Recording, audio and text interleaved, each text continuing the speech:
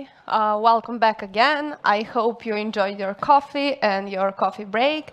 So up next is Anna with her topic. And Anna is Java Champion alumni.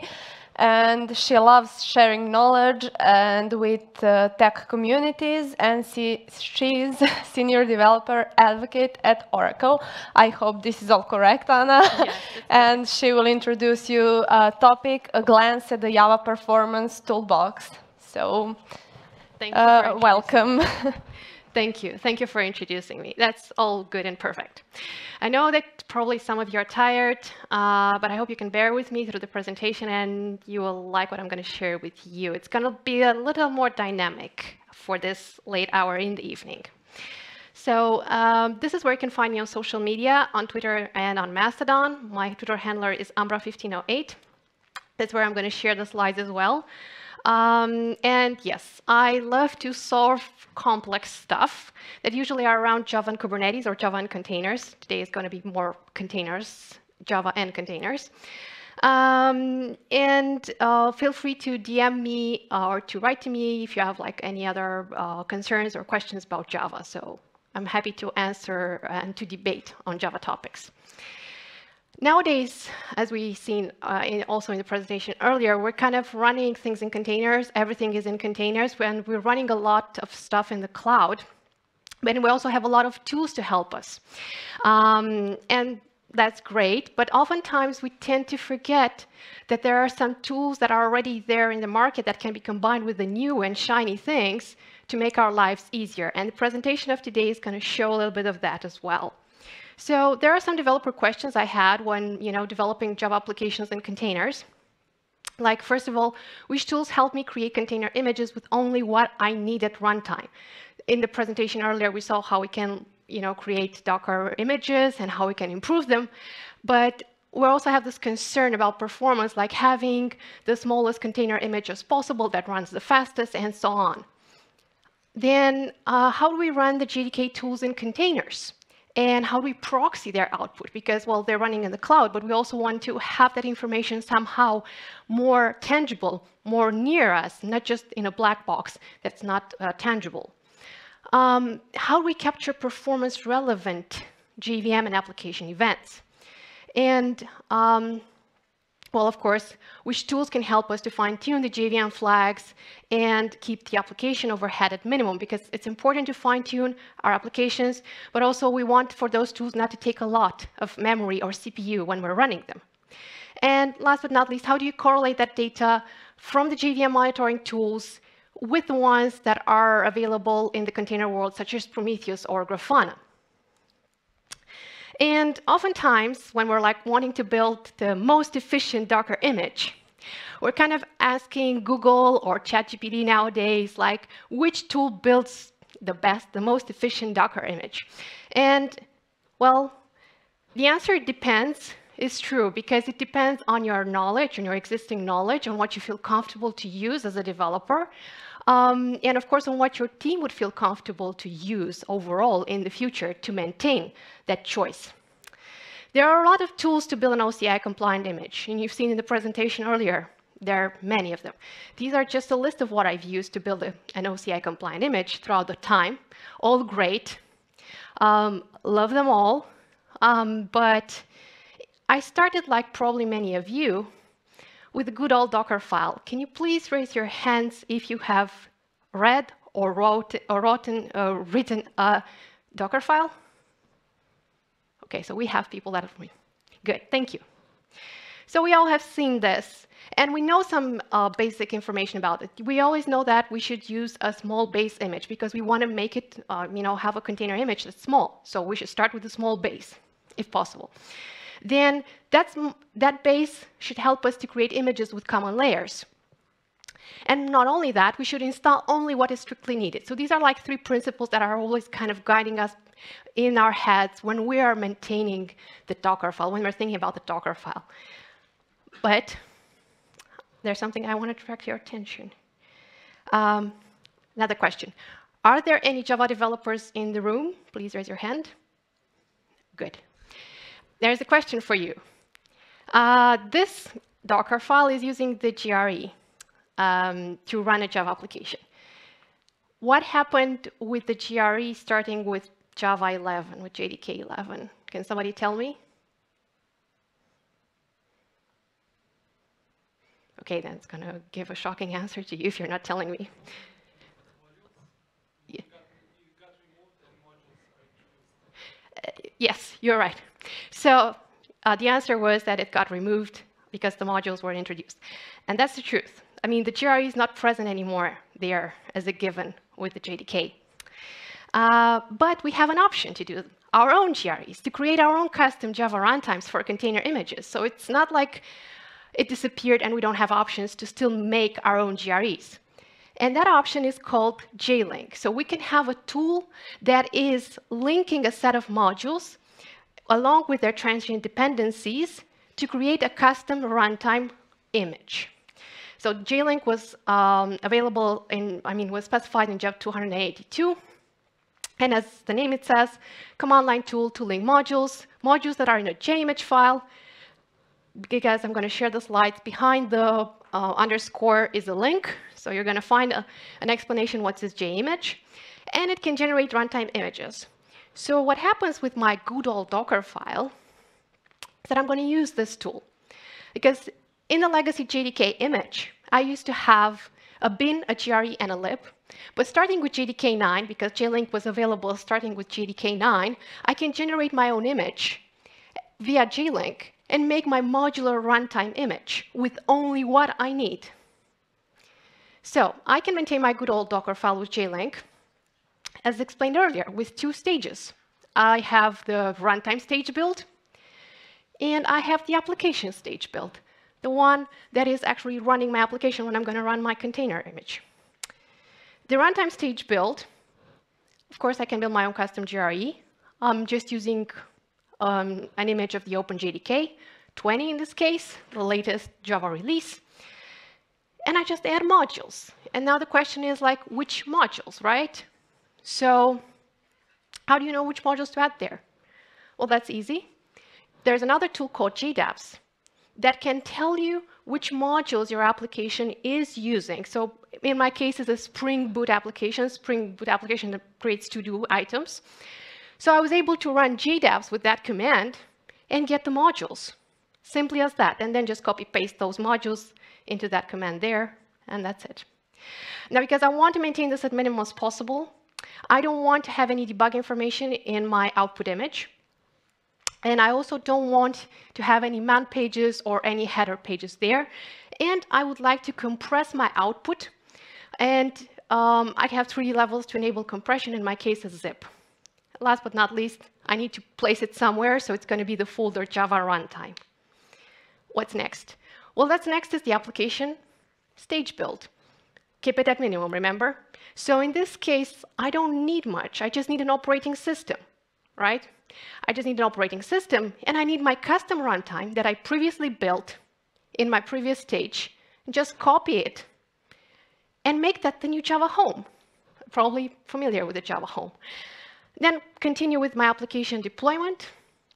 Have an environment variable called JDK Java options if I want to add more options to my JVM, so that I don't overall, like all the time, go and remake my Docker file and rewrite it.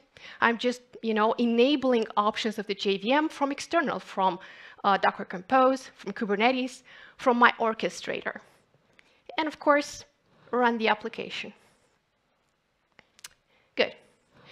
That's pretty simple and like that. Let's look a little bit at the code.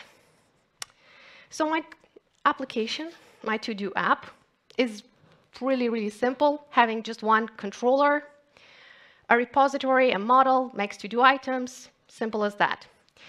And because I want to see how it behaves and analyze its performance in a containerized environment, but also get some information in Prometheus and in Grafana to have some nice statistics about my app, I've organized everything in a Docker Compose. Like seen earlier, there are a few services. So there's my Spring Boot to-do service, my Prometheus service, and of course my Grafana service. And I can just simply spin this up for my convenience. Docker Compose up ---- build. And let's start this. going to take a little while to start everything. Hoping that I'm going to get good internet. Takes a little while. So what we're going to do, we're going to start this one and look how it behaves and see if there's anything that caught our attention with the tools that are available. So far, we just looked over only at JLink and how that can help us to build a small container image with only what I need. And if you're wondering how my Docker file looks like, it's like I said earlier, and I shamelessly copy-pasted all the modules that my application is using here. So you're going to see a lot of modules, but that's only what I need for my application to run. OK, I think it started. Let's go to my browser. To-do app is up and running. So whenever I create a to-do, there's a tag that's being created for that to-do item in behind the scenes. That's what you see here. So the entity was created, there's an owner for it, and there's a tag associated to that one. Good. One thing that I can do about my app is that I can look at the process and how much memory it consumes. And one way to do that on a process that runs on Linux, you can do like the look at the RSS memory footprint, or the proportional set size memory footprint, the PSS. I prefer the proportional one because that looks more into the process itself and how much memory it consumes. And one of my colleagues made a very smart script that you will find in my repo, and the link to her blog, where you can see more about that script and the issues that she troubleshooted, to monitor PSS for a process. So I'm going to monitor PSS for my process by running this command. So this command, what it does, it runs the script inside my running Docker container. And of course, it prints how much memory it uses every 10 seconds. So it kind of sleeps for 10 seconds and looks at it and what's going on there. So let's see. And we can see that the application, although it's not doing much, it's increasing its memory. Let's add some load. So I have a load.ch script, which is doing a few hey commands. It creates some to-dos, it modifies some to-dos, and so on. OK. And now I see that once I add load to my application, my consumed memory is increasing, and increasing a lot. So my application is being used. Makes sense, right? However, I see that it's increasing a lot, but nothing much changes about it, because garbage collection should run. So some memory should be freed up at some point, right? But I can see that it's keeping growing and growing and growing, but not much has changed. So what can we do? Well, we can get some statistics about running Java processes. So what we can do, we can run and obtain statistics with two JDK tools called jstat and jmap. So for example, I can run some statistics about the garbage collection because I want to know what's going on with the garbage collection. Why isn't that acting to help me and to squeeze there some memory for me? And secondly, I want to print the heap summary, at least what happened with the heap used by my application. So let's go into here. And let's use my script query.ch that pretty much runs those two tools.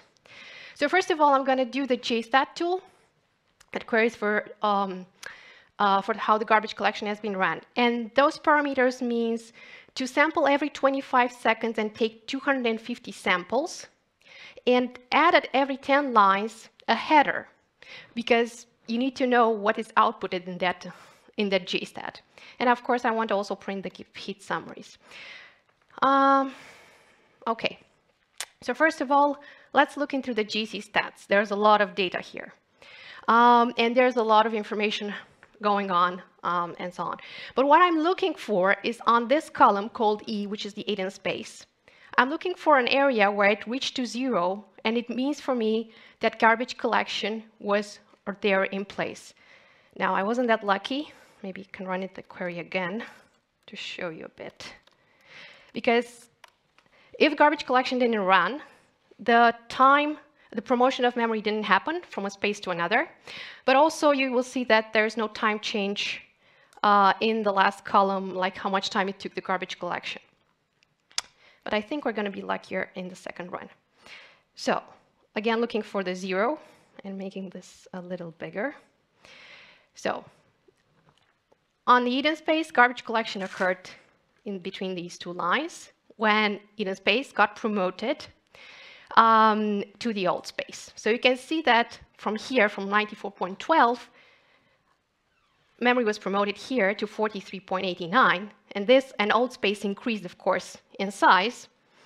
And all this took the difference of milliseconds. So I think it's 8 milliseconds. So all this took 8 milliseconds. This is why it's important to have still the header, otherwise it will be very difficult to understand what's going on there. So 8 milliseconds, it's not something that would worry me that much to know about my application, right? It's just a number, probably. Let's look at what the heap summary says. Now it's enhancing the heap summaries. I'm going to see that, well, I have a lot of byte objects allocated in a number of instances, but also amount of bytes used. And I can see that a lot of hash map and array lists are very present. And well, this gives me some information about things and how things are running, but not much yet. So if I need to look more into detail about my app and look if it died or not yet, I just want to see if it died before because of the load. It didn't die yet. It's good. So my app is still running, and let's see how the memory is doing. The memory is still increasing. What else can we do? Well, maybe I can look at the memory and fine-tune some JVM flags. And the first flag that I can look into and things that I can see about is like, what about the native memory? Meaning the amount of memory that the JVM needs to run on the available OS, right? So let's first look at that one. And we can track the available native memory with a tool called jcmd, which sends monitoring commands to the running JVM. So in this case, what I need to do is actually add that tool, the jdk.jcmd, as a module to my already listed jailing modules. Then I can track the native memory with jcmd by using a couple of commands. I first need to enable that with -xx native memory tracking to summary. By the way, that command adds some overhead. And then I can create a baseline and then a diff between what happened with the amount of native memory used by my JVM, so I can compare a few things and see if there's any significant growth there. So we're going to do that for our application in just a moment, if it's still up and running. It's still up and running. Good. I know why it's still up and running, because I didn't invoke a magic endpoint for more load. The simulate endpoint actually kills the app. But it's not killing it because my app is not scaling. You will see a little bit about why. So we add more pressure to our app.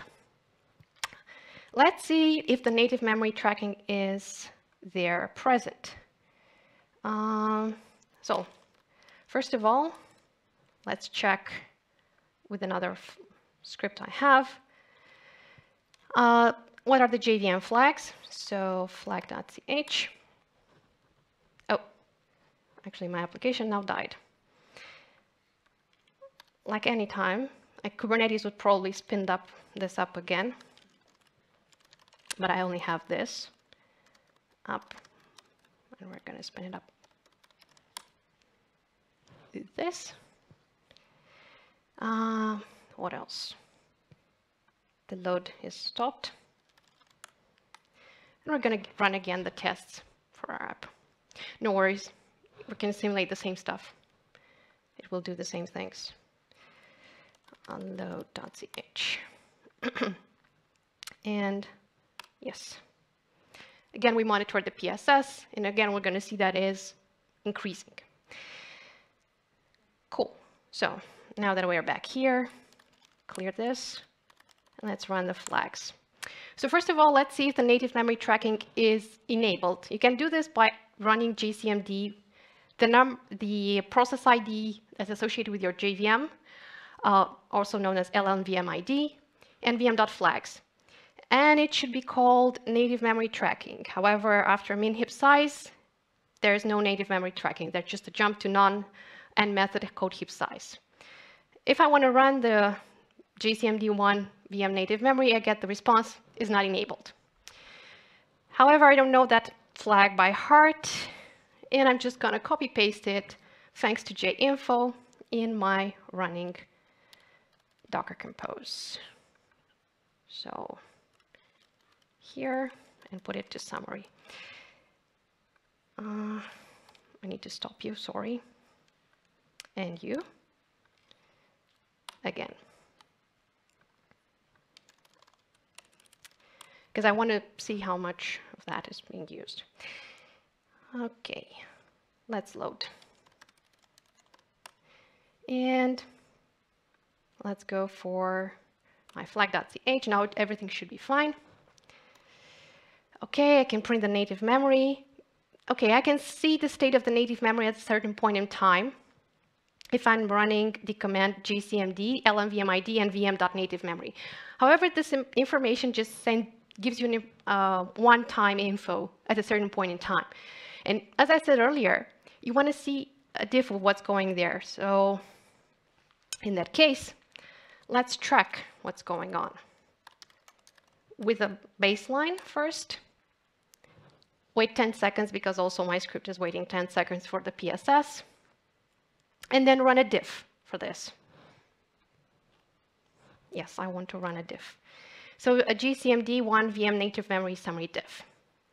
Now, if my problem with the memory leak would be from the native memory, I'm just going to my native summary diff, make this bigger, and look at what happened with the diff. So first of all, I'm looking at the classes. And I'm looking at the allocation of the classes. If it's any dramatic increase in the allocation of the classes, maybe there are some instances that get orphaned and they are not getting garbage collected properly. But looking at this, things seems pretty normal. Then I can look at the amount of threads.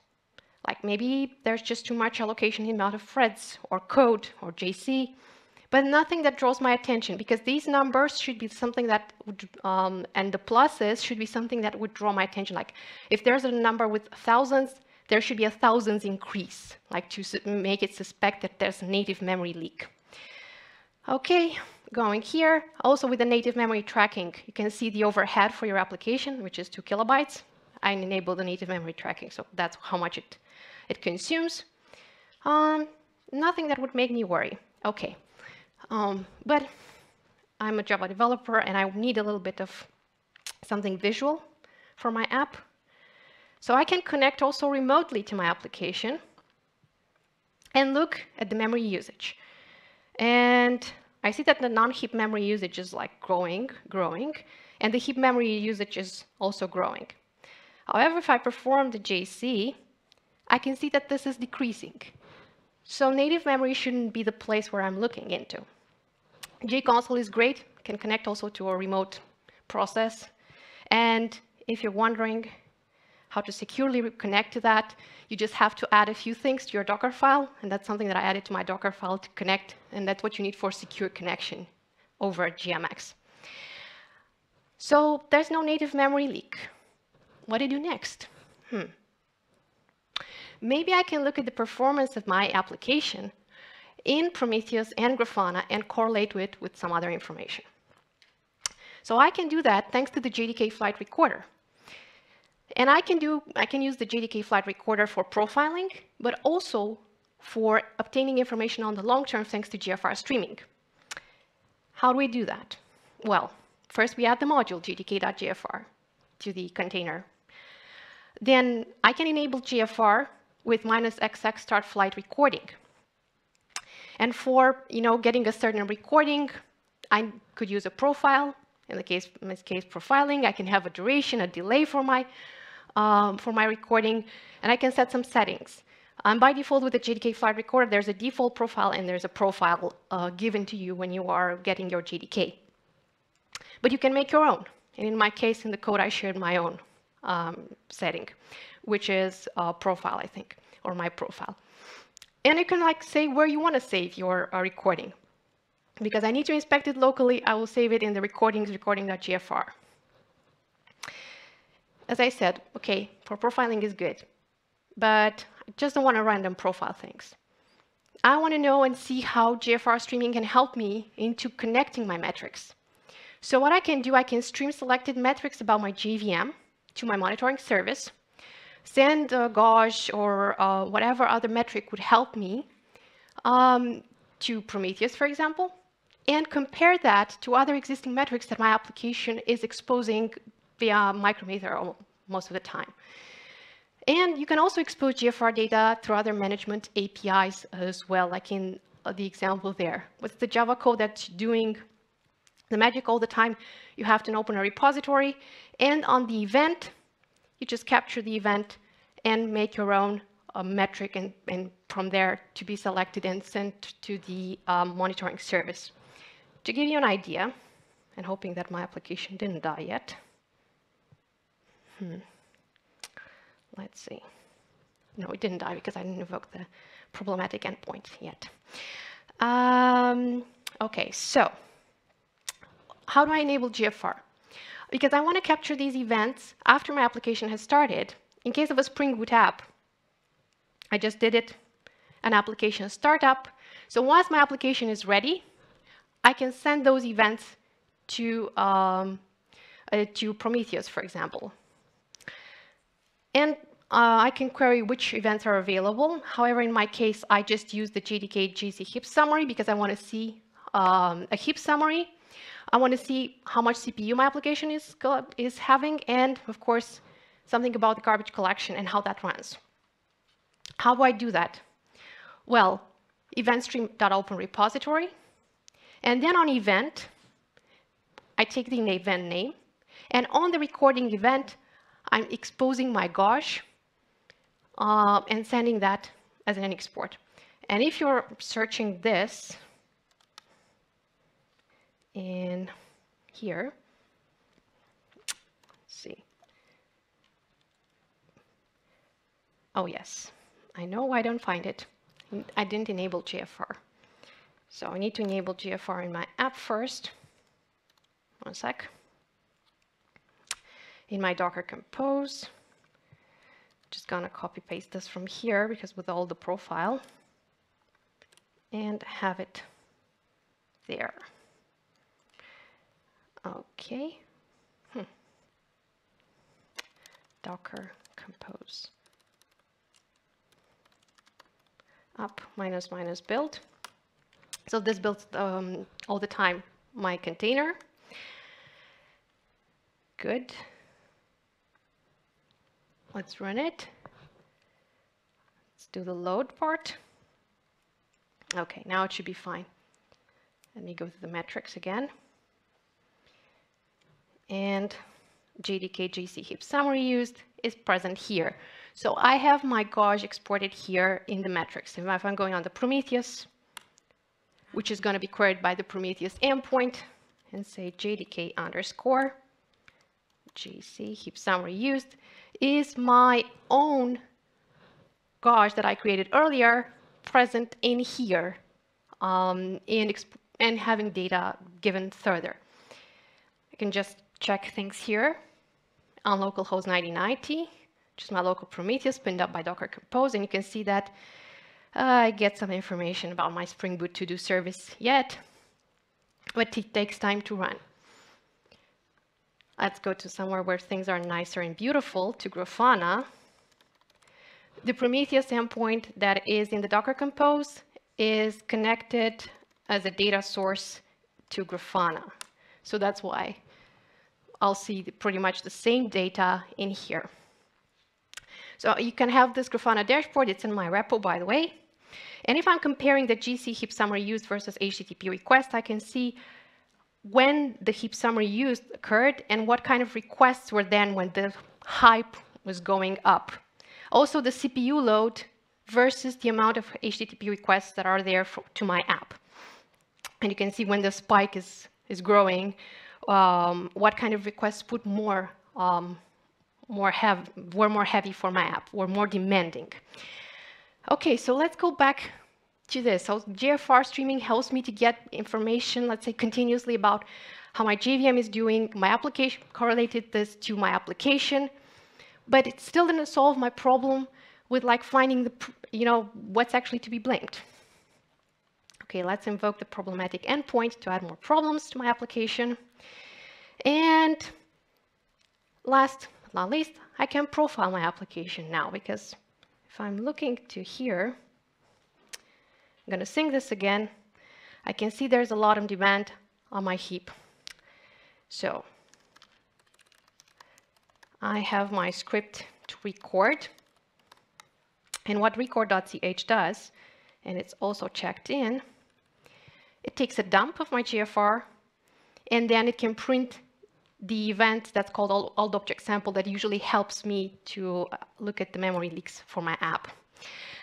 So just taking a dump of it, and does this every 60 seconds. So if something happens with your app, is taking it every 60 seconds.